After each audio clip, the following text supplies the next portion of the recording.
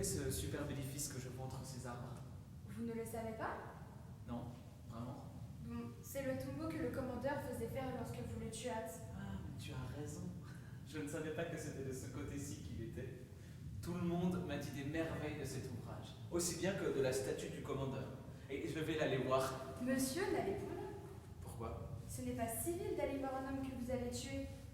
Au contraire, c'est une visite dont je lui veux faire civilité et qu'il doit recevoir de bonnes grâces s'il est galant homme. Allons, entrons dedans.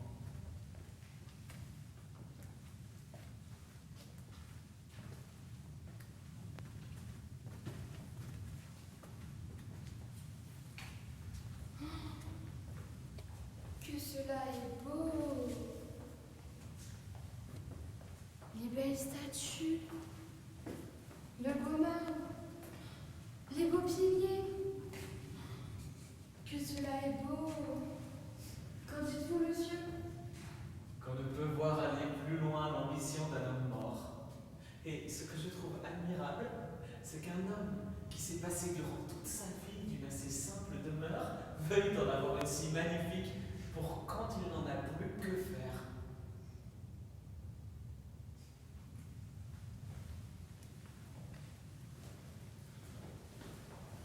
Voici la statue du commandeur.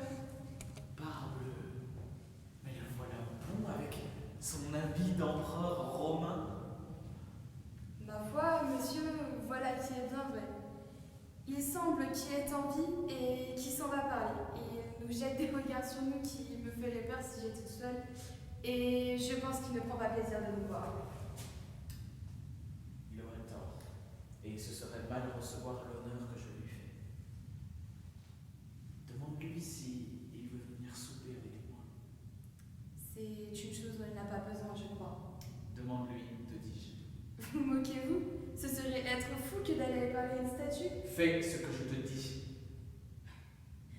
Quelle bizarrerie. Seigneur commandeur. Seigneur commandeur, je ris de ma sottise, mais c'est mon maître qui me l'a fait faire. Seigneur commandeur, mon maître Don Juan vous demande si vous souhaitez venir lui faire l'honneur de venir souper avec lui. Qu'est-ce? Mais qu'as-tu? Dis donc, que veux-tu parler? La statue. Eh bien, que veux-tu dire, traître? Je vous dis que la statue. Eh bien, la statue, mais je t'assomme si tu me parles. La statue m'a fait un signe. La peste, le coquin. La statue m'a fait un signe, vous dis-je. Il n'y a rien de plus vrai. Allez, vous en lui parler pour voir vous-même peut-être. Allez, viens, Marot, viens. Je te veux bien faire tâter du doigt ta poltronnerie. Le seigneur commandeur voudrait-il venir souper avec moi? Eh bien, monsieur. Allons, sortons d'ici. Voilà de mes esprits forts qui ne veulent rien croire.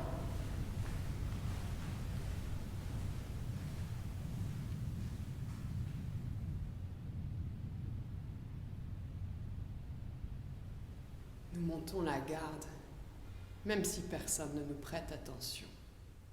Et peut-être est-il plus facile de veiller quand personne ne regarde. Notre destin est étrange. Avant notre venue au monde, nous sommes l'objet de tractations, de décisions, de revirements, de compromissions. Vous vous battez pour avoir droit de nous donner existence. Mais lorsque nous sommes là, notre présence s'impose, la vôtre s'efface et les rôles s'inversent. Vous êtes les prétextes et l'espace nous appartient. L'espace nous appartient et nous montons la garde. Nous sommes en pierre, en bronze. Nous sommes en granit ou en marbre. Nous sommes sur les ponts, en haut des édifices ou devant les musées.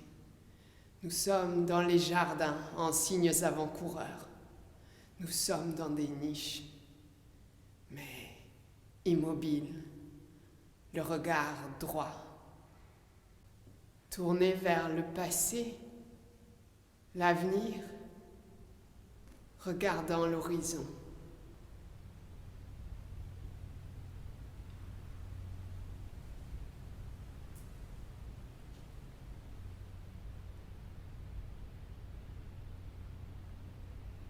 Dans la nuit, nos silhouettes se dressent mystérieusement. Vous marchez dans les rues, vous hâtant vers des rendez-vous, rentrant dans bar rapides en hiver, enlacés en été. Vous attardant, assis aux terrasses de café, mais hiver ou été, toujours les yeux baissés ou les regards ailleurs, cherchant celui ou celle qui vous conviendra pour la nuit ou pour la vie, essayant de transformer le cœur de celui ou de celle qui vous refuse ou vous fuit, qui a peur.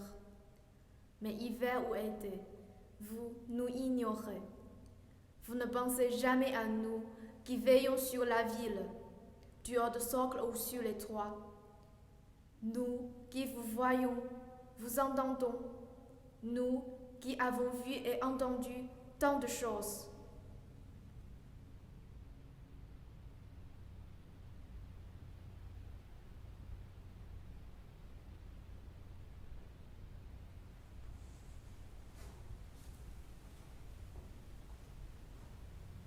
Nous sommes là pour des siècles. Vous passez, et pourtant vous ne croyez qu'à votre existence. Nous sommes sur les ponts des fleuves qui traversent vos villes. Nous connaissons le nom des fleuves, la Seine, la Spree, comme nous connaissons le nom des ponts, des langues que vous parlez, le nom de vos villes, Paris, Berlin.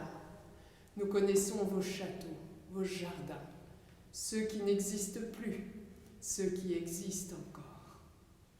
Nous avons vu les destructions, les constructions, les époques qui se succèdent, les générations qui veulent faire disparaître les traces antérieures.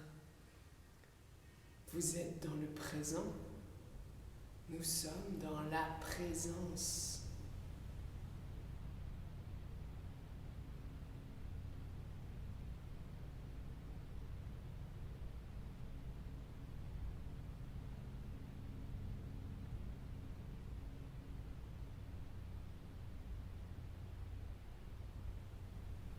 Nous sommes là, au dehors, chevaux capris pour l'éternité.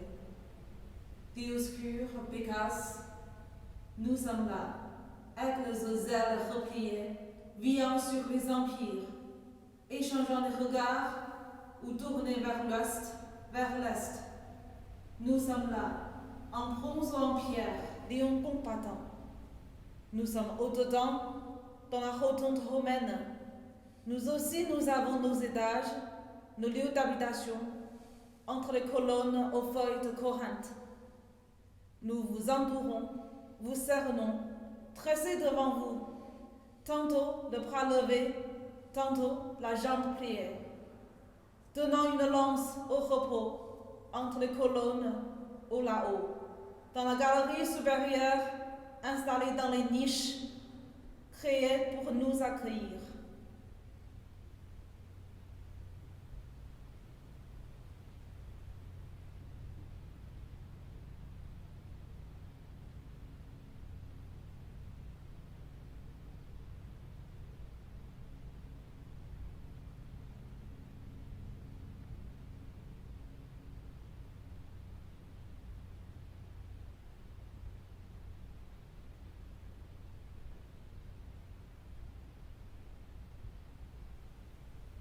Nous ne savons pas qui vous êtes, mais nous vous entendons. Nous écoutons les mots qui vous échappent. Nous avons assisté à des ruptures, des réconciliations, à des rencontres aussi. Nous avons entendu des discussions politiques, artistiques, scientifiques. Mais vous allez trop vite. Tout nous parvient par bribes. Nous avons des moments dans votre vie, des éclats.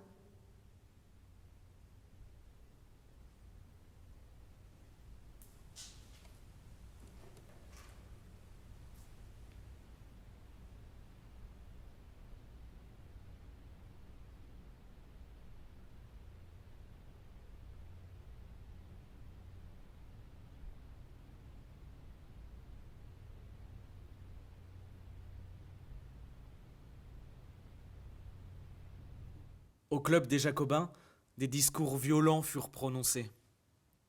L'attitude du conseil de la commune ayant été dénoncée comme réactionnaire, il fut résolu que le peuple ferait justice des simulacres du despotisme et de la superstition. En effet, le lendemain, quelques hommes se dirigèrent vers la cathédrale, munis d'échelles, de cordes et de marteaux, pour renverser toutes les statues de rois et de saints et briser les bas-reliefs. Mais le maire les avait prévenus. Il avait fait poser devant le portail de rubans tricolores et se tenait là, entouré de conseillers. La vue de rubans aux 3 couleurs et l'attitude du maire arrêtèrent tout d'abord les iconoclastes, d'ailleurs en assez petit nombre. Puis, un détachement de gardes nationaux vint se ranger sur la place. On parlementa, et le maire, calme et froid, parle ainsi à la foule qui peu à peu s'amassait devant le parvis.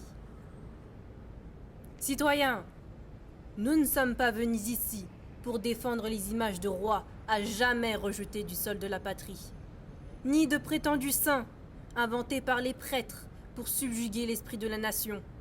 Non, nous sommes ici pour vous dire que la mutilation des œuvres d'art, due à nos pères, à des hommes du peuple, serait un acte de barbarie.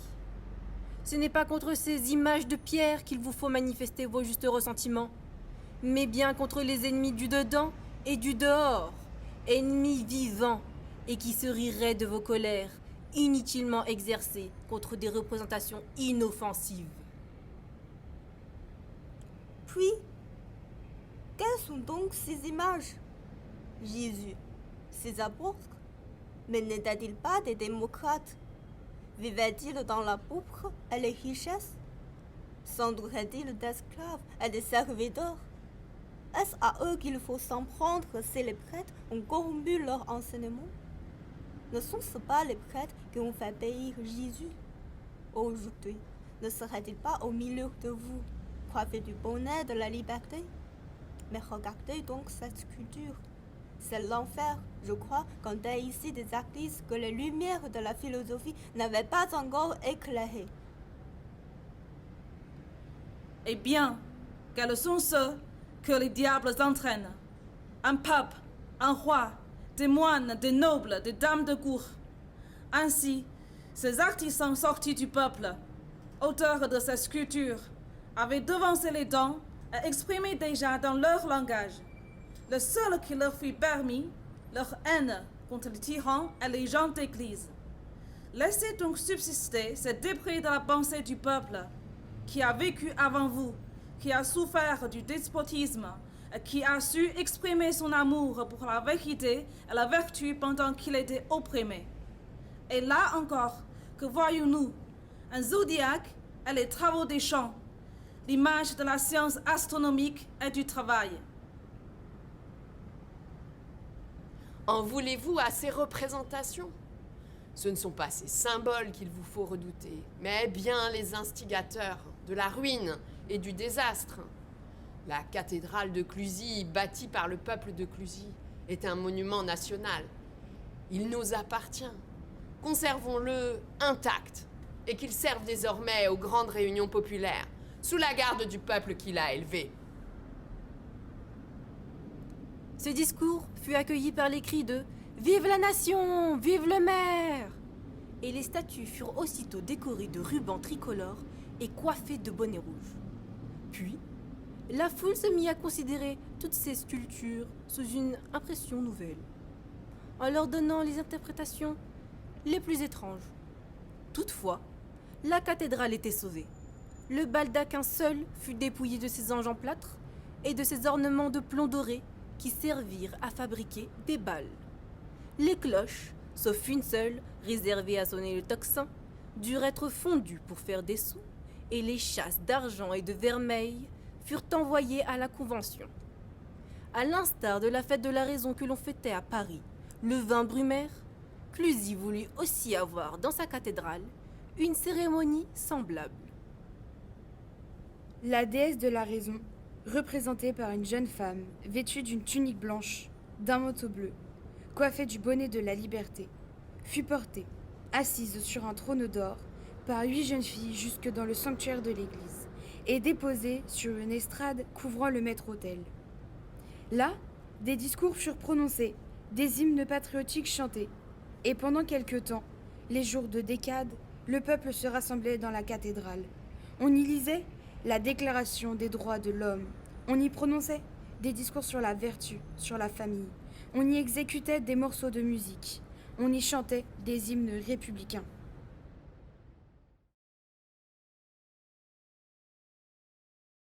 Toi, Trajan,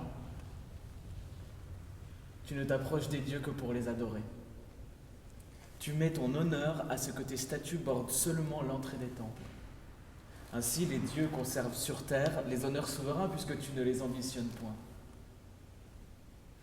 Ton image se voit une ou deux fois seulement dans le vestibule de Jupiter. Encore, n'es-tu représenté qu'en bronze. Tandis que naguère, sous Domitien, toutes les rues, toutes les marches et le parvis tout entier du temple étincelaient d'or et d'argent, ou plutôt en étaient souillés, si bien que, face à ces figures d'un prince impur, les simulacres des dieux perdaient leur majesté. Ainsi, tes simples statues de bronze subsistent et subsisteront tant que durera le temple, alors que ces innombrables statues d'or ont servi en tombant de victimes à la joie publique. Ah, quel plaisir de briser sur le sol ces visages d'un prince orgueilleux, de courir dessus, le fer à la main, de les rompre avec la hache comme si cette matière eût été sensible et que chaque coup eût fait jaillir le sang.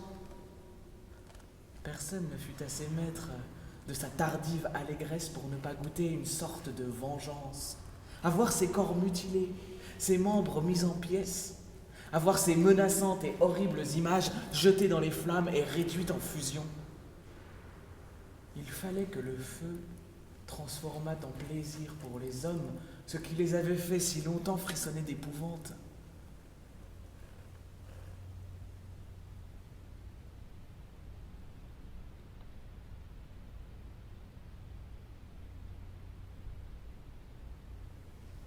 Que l'on arrache les honneurs à l'ennemi de la patrie, que l'on arrache les honneurs au parricide, que l'on traîne le parricide. À bas partout les statues de cet ennemi, à bas les statues du parricide, à bas les statues du gladiateur. Que l'ennemi de la patrie, que le parricide, que le gladiateur soit déchiré dans le spoliaire, la tombe commune des gladiateurs. Que l'on renverse les statues du gladiateur, que l'on traîne le meurtrier des citoyens, que l'on traîne le parricide des citoyens, que l'on abatte les statues du gladiateur et du parricide, que la mémoire du parricide et du gladiateur soit abolie, que la mémoire de l'impur gladiateur soit abolie. Ordonnez-le, César, que l'on traîne le bourreau avec le croc, que l'on traîne le bourreau du Sénat avec le croc, selon l'usage de nos ancêtres.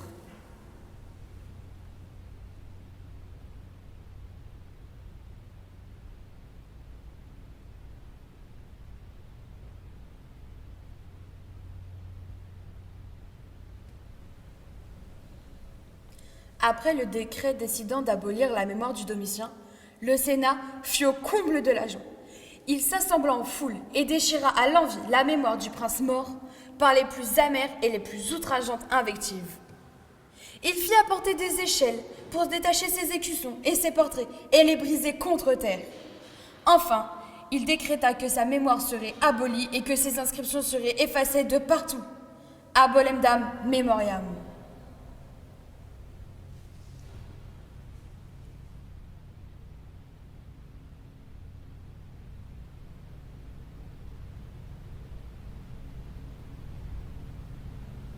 Il y a des mortels que leur puissance jalousée précipite à l'abîme. C'est la longue et brillante liste de leurs exploits qui les coule ou déboulonne leurs statues qui cèdent au câble. Les roues de leurs chars éclatent sous la hache. Les jambes de leurs chevaux innocents sont brisées. Déjà le feu ronfle, déjà l'essoufflé l'attise. Et voilà dans la fournaise cette tête qu'adorait le peuple. Et il craque, le grand Séjean. Puis de cette tête qui fut la seconde de l'univers, on fabriquera des cruches, des chaudrons, une poêle, des pots. Ah, le grand Séjean apparaît devant la foule, pris au croc fatal. Quel visage, quelle bouche il avait, jamais, crois-moi, je n'ai aimé pareil homme.